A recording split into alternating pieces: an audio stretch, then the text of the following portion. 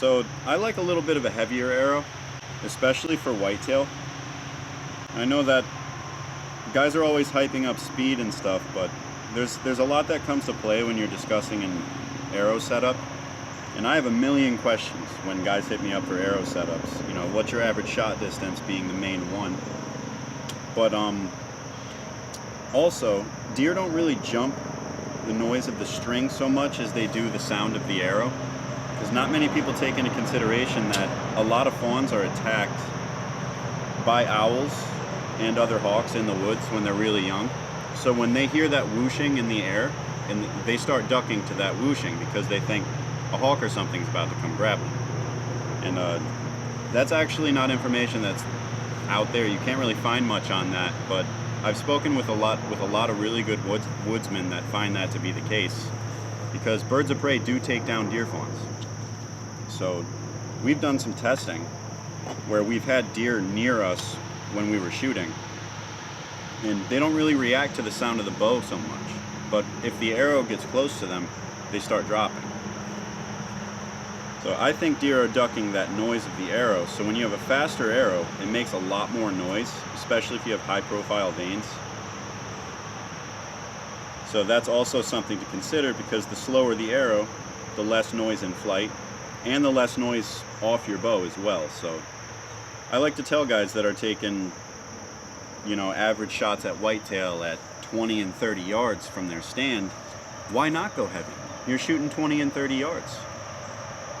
Because what I've seen is a heavy arrow setup will be a lot more forgiving, man. If you accidentally pull and you hit that shoulder, everyone's always talking about that shoulder. It's a very relevant conversation, because that shoulder's there, and on a mature buck, they're really thick.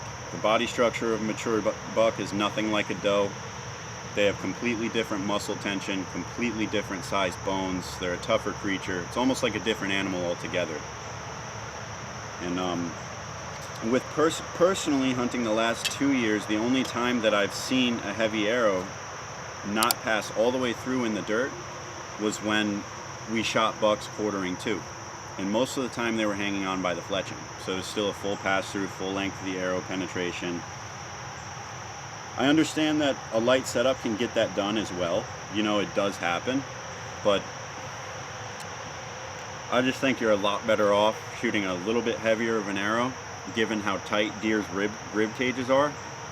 And you can go on YouTube and look up, you know, mechanical deflection stories for hours. You know, perfect impacts, bows that were tuned, broadhead skipped on a rib and deflected back, or deflected forward and it went well. But things happen, man, and they deflect. And I've just seen these heavy arrows are much more forgiving going through brush. They're more forgiving on the noise. So we're building Travis a happy medium arrow of 500 grains, which isn't particularly heavy, but I wouldn't say it's light either. I'd say it's a good mid-weight arrow. It's going to be a little bit slower than what he's shooting now, because it's a heavier GPI shaft. But because of the heavy GPI shaft, it's also going to be a little more durable. I do believe, from, you know, general science class in high school and physics and stuff, that mass does equal durability a lot of the time. So I shoot a really, really heavy GPI. My GPI is 11.5 grains per inch, which is absurdly heavy for an arrow, and that's the Warhead Rain 204-250 spine. But I can also attest to the fact that I haven't broken a single arrow on anything but steel. The only time my stainless steel inserts will explode the front of my arrow is when I encounter steel high in the spine of the Reinhardt targets. You know, all those targets have a steel beam that runs through it, which is why you should really only shoot the 10 rings. And I learned that lesson the hard way, shooting them quarter 2. There's steel there as well. And I broke a few on the Iron Rhino at TAC. Other than that, man, I've put these things into wood.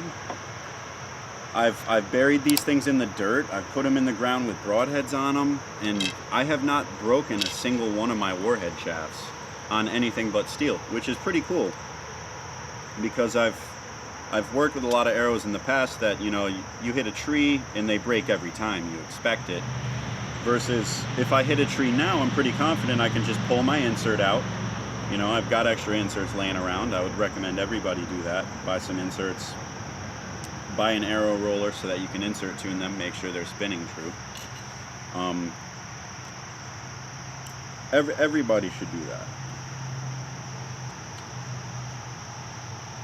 But at the end of the day, I think there's a lot of benefits to the heavier arrows. Number one being durability of the arrow.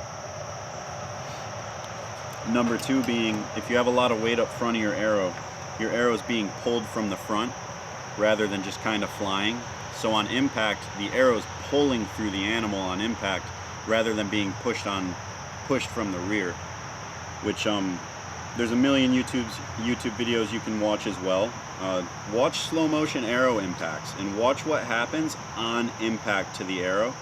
You're going to see the back of the arrow on a lot of these lighter spine setups. You can see the back of the arrow upon impact flexing and flapping around like crazy. That's called impact paradox. When your arrow encounters a medium, it's going to paradox a little bit, the same way it does when it comes out of your bow. The stiffer the spine, the less paradox. So generally a stiffer spine arrow is going to recover from paradox a little faster.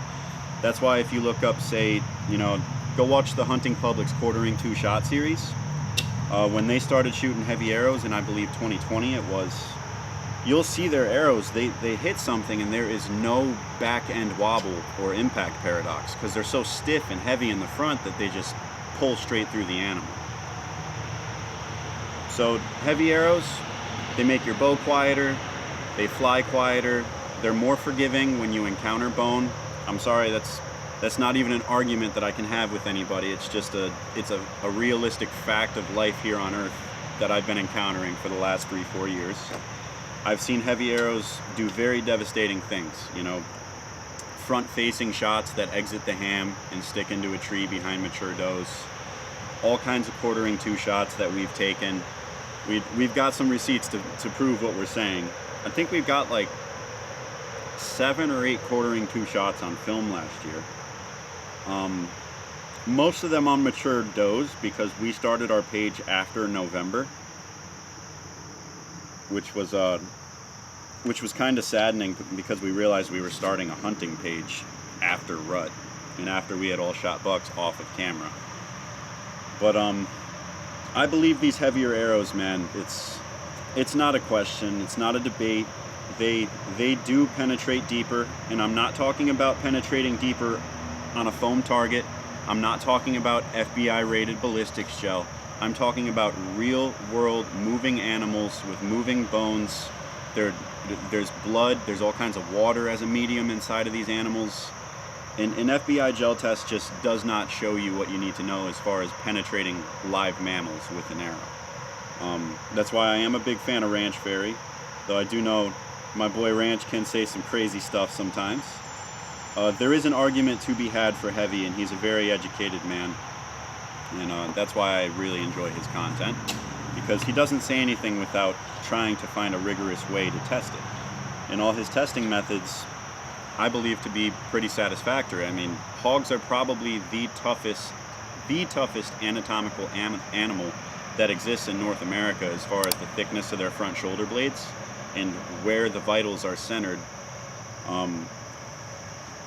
with respect to those shoulder blades. So there's all kinds of videos out there of heavy arrows now. I don't think it's a secret. I think everybody can attest to the fact that if you meet a bone or if you're hunting dangerous game, you're probably going to want to trust your encounter with that animal to a heavier arrow setup.